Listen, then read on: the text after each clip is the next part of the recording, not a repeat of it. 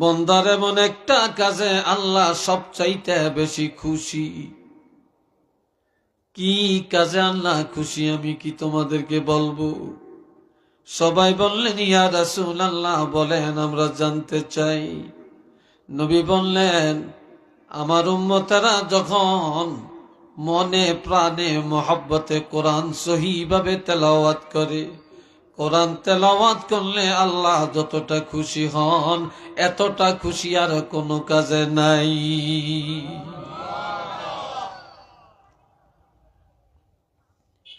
নফল ইবাদতের মধ্যে আফজালুল ইবাদাতি তেলাওয়াতিল কোরআন, সর্বোত্তম ইবাদত হইল কোরআন তেলাওয়াত করা।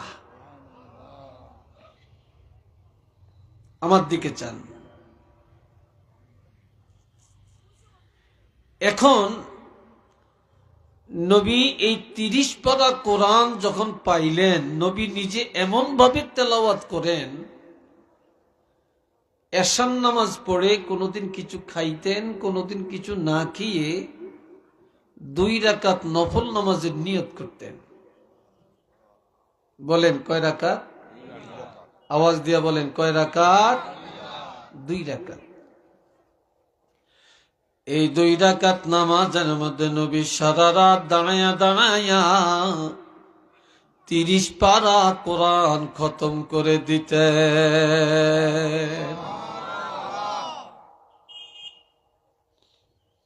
আর এখন তো মাশাআল্লাহ কোরআন তেলাওয়াতের কথা শুনলে জ্বর উঠে, শরীরে তাপ আসে। আবার যেখানে খতম তারাবি রমজানে হয়, প্রথম 2 দিন 3 দিন যথেষ্ট মুসল্লি মসজিদে, 5-7 দিন পরে আর চাইরানি মুসল্লিও থাকে না। কই গেছে? কয়েক বিরক্ত লাগে, এত লম্বা সময় নিয়ে কি নামাজ পড়া যায়? এতক্ষণ কি দাঁড়িয়ে থাকা যায়?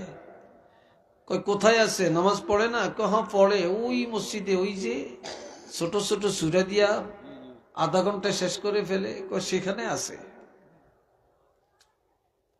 মসজিদে নববীতে আর বাইতুল্লাহ শরীফে এই 20 রাকাত তারাবি নামাজ পড়তে 2 ঘন্টা সময় লাগে। একটা লোক বলে না একটু বিরক্ত লাগে? বিশ্বাস হয় আপনাদের? কেউ বলে না যে বিরক্ত লাগে।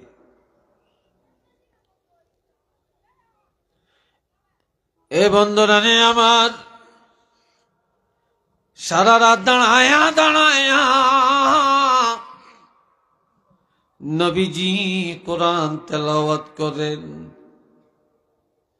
নবীর কোরআন খতম হয়ে যায়, মসজিদে নববীর মধ্যে ফজরের আজান শুরু হয়।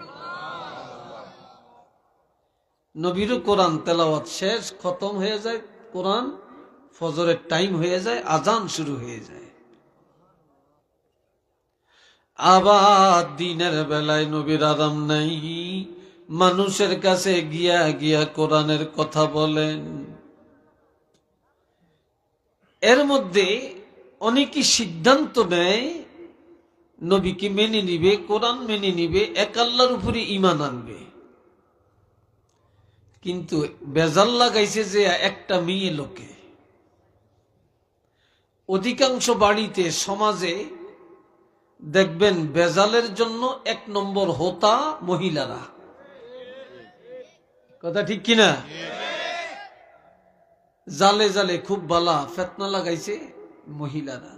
শাশুড়ি বউ খুব ভালো, বেজাল লাগাইছে আরেকজন মহিলায়। ঠিক কিনা? আরেকজন মহিলায়। বাড়ির মহিলারা খুব ভালো, একজনের লগে আরেকজনের আংটা লাগিয়ে দিছে আরেক মহিলায়। ঠিক না? ছেলে বিদেশ থাকে, অনেক ভালো, বাপের কাছে ভালো, মার কাছে ভালো, টাকা পাঠায়, রুজি করে, ছেলেরে দেয়, মেয়েরে দেয়, মা বাপরে খাওয়ায়, বাপেরে খাওয়ায়, ভাইয়ে করে দেয়, আবার বইনে করেও দেয়, গরিবেরও দেয়, মসজিদ মাদ্রাসায়ও দেয়। কিন্তু এই দানের হাতটা বন্ধ করিয়া দেয় মেয়ে লোকে। আপনি বেকেরে এইভাবে দিতে আসেন, আপনার ভবিষ্যতের লাই কি করছেন? কিরে ভাই, কথা ঠিক কিনা? আসেনি এরকম? এই বেজাল লাগানোর জন্য 1 নম্বরে হইল মেয়ে লোক।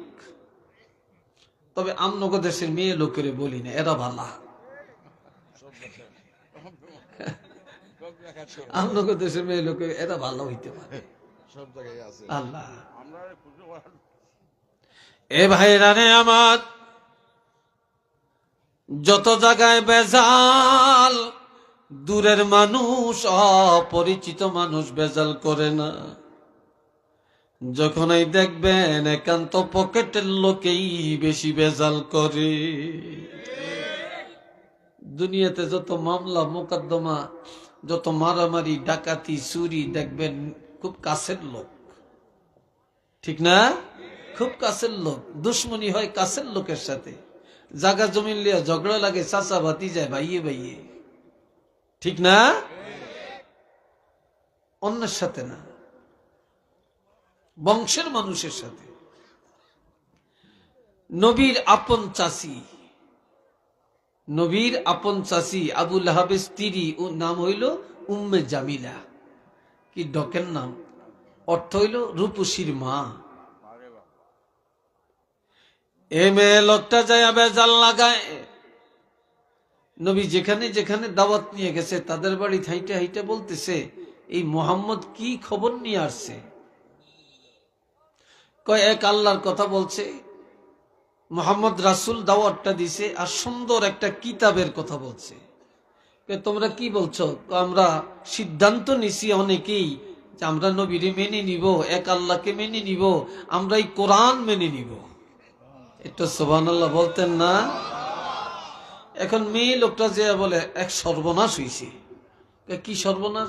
কয় তোমরা জানো না, আমি জানি, এই মোহাম্মদ আমার ভাতিজা, আমার ঘরের পাশেই তার ঘর। যে আসল ঘটনা জানো না? কয় কি ঘটনা? কয় এই কোরআনের মধ্যে কোনো শান্তি নাই। আরো আসতে কন, কোরআনে কি নাই? শান্তি নেই। মেয়ে লোকটা যে কেমন না হুইসপাত দিছে। কিভাবে বুঝলা? মোহাম্মদ এই কোরআন পায়া সারা রাত ঘুমায় না, দাঁড়িয়ে দাঁড়িয়ে কোরআন পড়ে। কাজে তোমরা যদি এই নবীরে মানো, তোমরা যদি কোরআন মেনে নাও, জীবনে কোনো দিন ঘুম যাইতে পারবা না। জীবনে আর ঘুম যাইতে পারতা না। যে তুমি রাসূলুল্লাহ ঘুমায় না, তোমরা জীবনে ঘুম যাইতে পারতা না। যেই কোরআন মানলে, যেই কোরআন পড়লে ঘুম যাওয়া যায় না, সারা রাত দাঁড়িয়ে বক বক করন লাগে, এই কোরআন তো শান্তির কোরআন না, এটা অশান্তির কোরআন। একটু চিল্লিয়া বলেন নাউযুবিল্লাহ। আপনারা বলেন কোরআনের মধ্যে আরাম না বেরাম? শান্তি না অশান্তি? তো এখন এই মেয়ে লোকটার কথা শুনে যারা কোরআন মেনে নেওয়ার সিদ্ধান্ত নিছে, তাদের মনটা ঘুরে গেছে, তাদের মনটা ঘুরে গেছে। নবীর মনে কষ্ট হয়েছে না? আসছেনি কষ্ট? এখন আমার আল্লাহ নবীকে ডাক দিয়ে বলতেছেন, তাহা, হে আমার বন্ধু, মা আনজালনা আলাইকাল কুরআন লিতাশকা, আমি অশান্তির জন্য কোরআন নাজিল করি না, কাউকে কষ্ট দেওয়ার জন্য আমি আল্লাহ কোরআন পাঠাই না। কোরআন দিয়েছি শান্তির জন্য, আরামের জন্য, রহমত বরকতের জন্য। কোরআন দিয়েছি নাজাতের জন্য, কোরআন দিয়েছি আল্লাহকে পাওয়ার জন্য, কোরআন দিয়েছি জান্নাতি হওয়ার জন্য। কাজেই সারা রাত দাঁড়িয়া দাঁড়িয়া আর কোরআন পড়বেন না। রাতের কিছু সময় ইবাদত করেন, কিছু সময় ঘুম যান, আরাম করেন। দিনের কিছু সময় আরাম করেন, কিছু সময় দাওয়াত দেন। যারা মনে করে কোরআনে শান্তি নাই, তাদের মুখের মধ্যে যেন চুনকানি লাগে। সারা পৃথিবীর মানুষ যেন জানতে পারে এই 30 পারা কোরআনের মধ্যে রহমত আছে।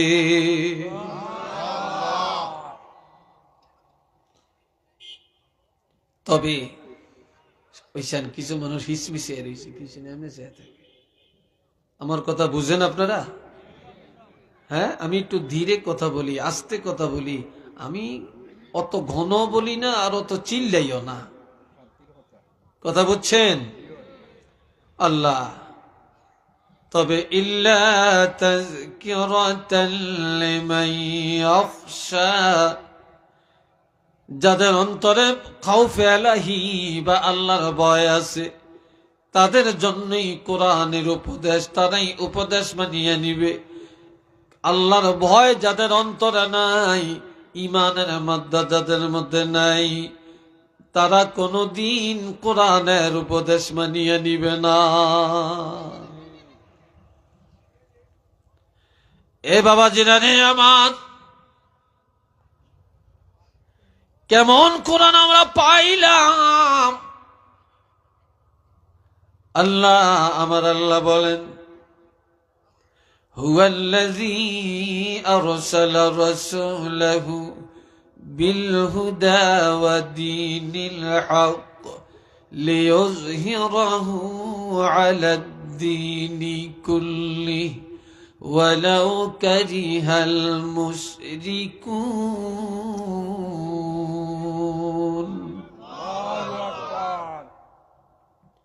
তিনি আল্লাহ যিনি তার রাসূলকে পাঠালেন বিল হুদা, কোরআন সহ।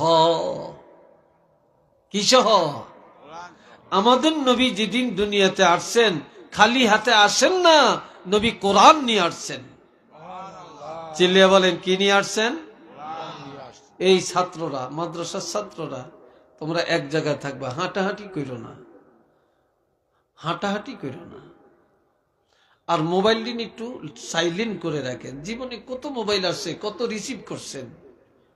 মোবাইল আসলেই কানো দরিয়া দৌড় দেয়, খারাপ দেখা যায়। আমারটা তো আমি সাইলেন্ট করে রাখছি। এটা তো একটা বিশৃঙ্খলা হয়। এ বন্ধুরা রে আমার, কেমন কোরআন আমরা পাইলাম? আপনাদের এই লালাবাজার থেকে এই রাস্তা দিয়া বালকির রাস্তায় কত মেম্বার যায়, চেয়ারম্যান যায়, এমপি যায়, মন্ত্রী যায়, নেতা যায়, ওসি যায়, দারোগা যায়, এসপি যায়, ডিসি যায়, কত শিল্পপতি, কোটিপতি, লন্ডনী, আমেরিকান পার্টি যায়। কিন্তু এমন কথা কেউ বলতে পারবে না, এতগুলো ধনবান, বিত্তবান, এত নেতা, এত শিক্ষিত, এত সুধী রাস্তা দিয়ে যাওয়ার কারণে এই বালকি গ্রামের কবরের আযাব মাফ হইয়া গেছে। কেউ বলতে পারবে? কথা কয় না, পারবে? কিন্তু আমার নবী বলেছেন, ক্বালা রাসূলুল্লাহি সাল্লাল্লাহু আলাইহি ওয়াসাল্লাম, ইন্নাল আলিমা আও মুতাআল্লিমা ইযা মাররা আলা ক্বরিয়াতিন ইউরফাউ আনহু আযাবুল কবরি 40 ইয়াওমা। কোন এলাকায় একজন কোরআনের আলিম অথবা একজন হাফেজ কোরআন অথবা একজন তালিবুল ইলম যদি হাঁটিয়া যায়, ওই এলাকার কবরের আযাব আমার আল্লাহ 40 দিনের জন্য ক্ষমা করে দেয়।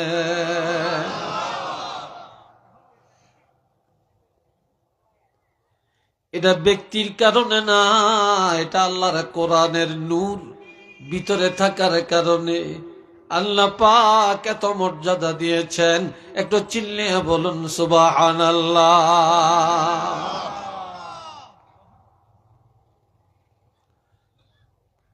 কি দাম, কি সম্মান, কি ইজ্জত! ওলি আল্লাহ মানেননি আপনারা?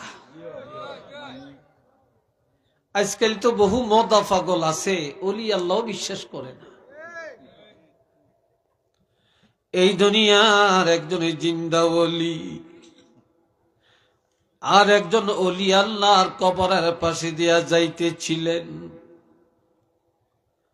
হঠাৎ করে শুনলেন কোরআন তেলাওয়াতের আওয়াজ শোনা যায়, থমকে দাঁড়ালেন। ডানে বামে সামনে পিছনে তাকিয়ে দেখেন কাউকে দেখা যায় না। চিন্তায় পড়ে গেলেন, কোরআনের আওয়াজ কোত্থেকে আসছে?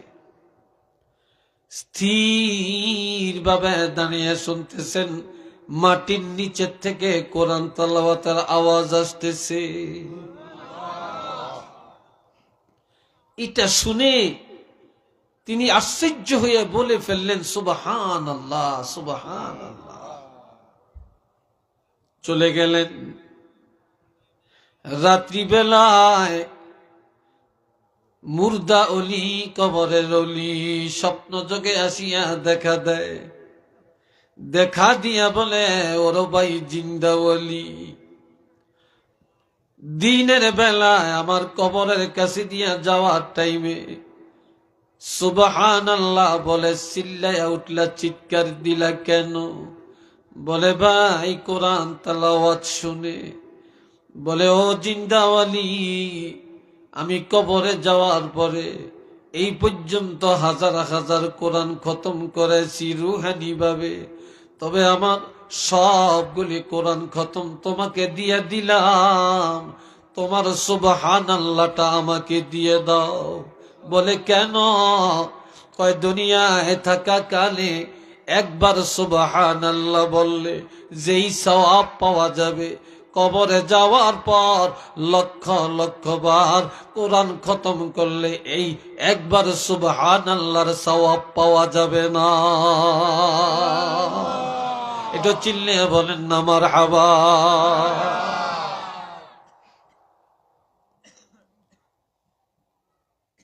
আল্লাহ, কি দামি কথা!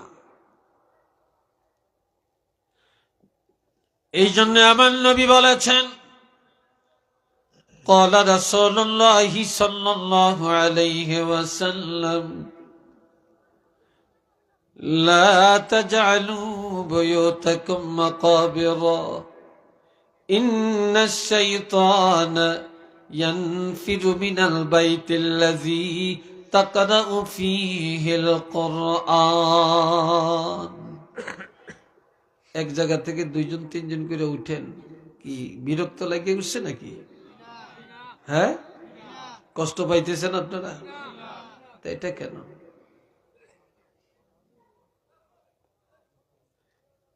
কথা মাত্র যেন শুরু না করলাম নাকি? না 3 ঘন্টা হয়ে গেছে? হ্যাঁ, এ ভাইরা রে আমার, খেয়াল করেন, আমার নবী বলেছেন, ও মুসলমানেরা, তোমাদের ঘর কবর বানাইও না, ঘরের কবর বানাইও না। কেন? আজ মুসলমানের ঘরগুলি গোরস্থান। গোরস্থানে যায় সালাম দিলে জবাব পাবেন না, গোরস্থানে গেলে কোরআন তেলাওয়াতের আওয়াজ পাবেন না, কবরের মধ্যে জিকির নাই, কবরের মধ্যে দুরুদ নাই, কবরের মধ্যে কোনো ইবাদত নাই। আসেনি কোনো ইবাদত? কথা কন নাই। যেই ঘরের মধ্যে ইবাদত নাই, যে ঘরে কোরআন তেলাওয়াত নাই, এটা কবর।